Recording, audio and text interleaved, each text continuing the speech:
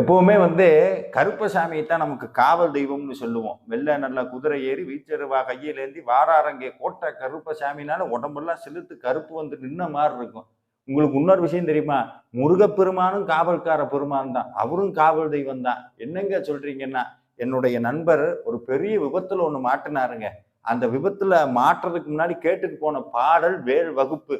இதுல இன்னொரு அதிசயம் என்னன்னா, காரு சுக்குநூறா போனதுக்கு அப்புறமும் அந்த வேல் வகுப்பு ஓடிக்கிட்டே இருந்திருக்கு.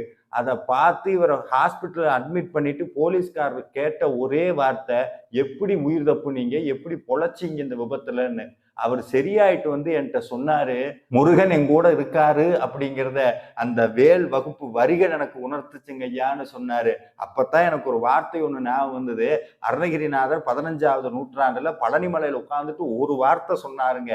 தொழுது வழிபடும் அடியவர்க்கு காவல்கார பெருமானே, உன்னை யாரெல்லாம் முருகான் உன் காலில் விழுகிறாங்களோ அவங்க அத்தனை பேருக்கு நீதாயா காவல்கார பெருமானேன்னு சொன்னார். அது இன்னைக்கும் உண்மையாகிட்டு இருக்கு.